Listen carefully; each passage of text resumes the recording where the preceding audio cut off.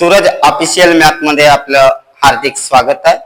तर आज आपण डिटर्मिनंट हा भाग शिकूया। तर डिटर्मिनंट काय असते? A B C D is a determinant. हा एक डिटर्मिनंट आहे। यामध्ये ए बी ए आणि बी काय आहे? रो मध्ये आहे। सी आणि डी काय आहे? हे सुद्धा रो मध्ये आहे। ए बी फर्स्ट रो मध्ये आहे तर सी डी सेकंड रो मध्ये आहे। तर ए सी काय आहे? ए कामा सी कॉलम एक मध्ये आहे। तर बी आणि डी कॉलम 2 मध्ये आहे। तर हा जो डिटर्मिनंट आहे ए बी सी डी, जे याला काय म्हणतात? ए बी सी डी ला एलिमेंट म्हणतात आणि ह्या डिटर्मिनंटची डिग्री ही 2 आहे। डिग्री किती आहे? 2 आहे, कारण याच्यामध्ये 2 रो आहेत आणि 2 कॉलम असल्यामुळे डिग्री किती आहे? 2 आहे ह्या एबीसीडी ची। तर हा एबीसीडी आपल्याला कसं काढावं लागेल? हा जो डिटर्मिनंट आहे आणि त्याच्यामध्ये जे A B C D element दिलेले आहेत, तर हा डिटर्मिनंट कसं सॉल्व्ह करायचं? तर डिटर्मिनंट सॉल्व्ह करताना ही एक ट्रिक्स आहे। हे ट्रिक्स काय करायचं?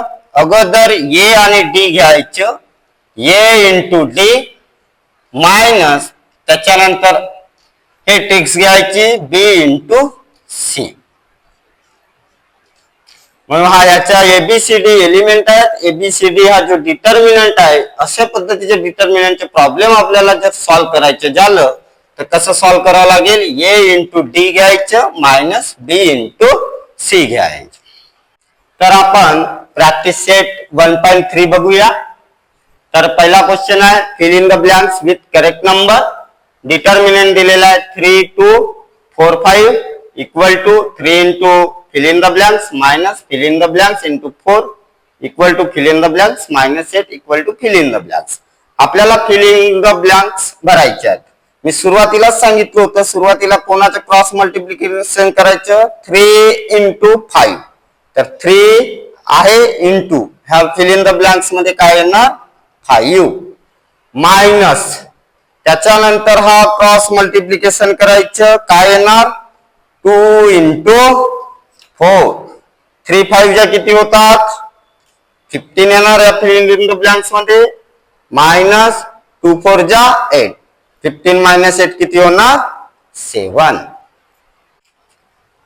आता आपल्याला प्रॅक्टिस सेट 1.3 मध्ये सेकंड क्वेश्चन आहे find the values of following determinant. डिटर्मिनंटची डिग्री किती आहे? 2 आहे।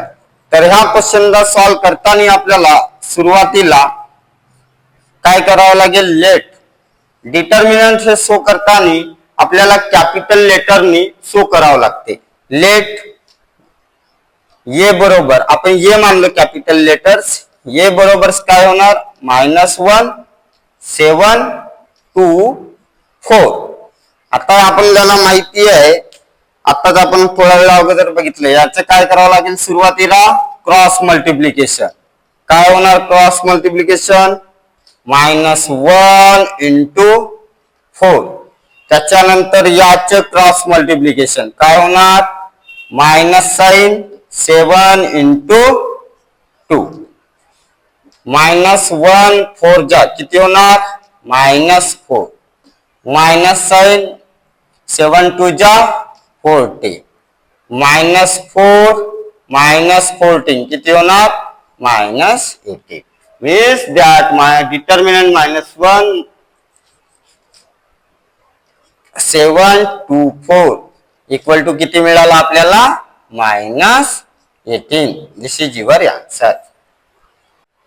आता आपल्याला सेकंड क्वेश्चन दिलेला आहे 5 3 मायनस 7 0.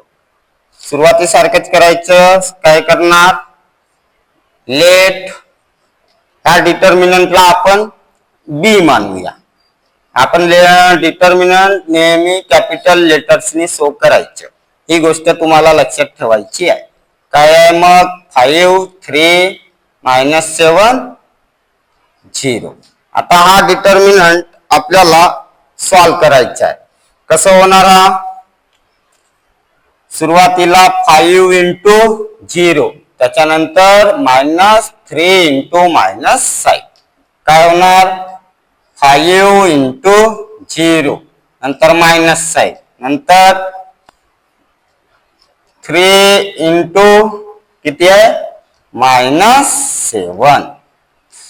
काय होणार, 5 into 0 0 minus 3 into minus 7 minus 21. 0 minus minus of minus plus 0 plus 21. 0 plus 21 किती होणार, 21.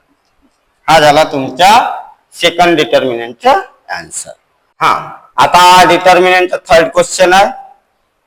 काय होणार सोल्युशन, त्याला आपण मानत आहोत सपोज लेट. याची व्हॅल्यू ठेवता आपण, याला ए बरोबर डिटर्मिनंट ठेवलं. काय आहे ए बरोबर डिटर्मिनंट, 7/3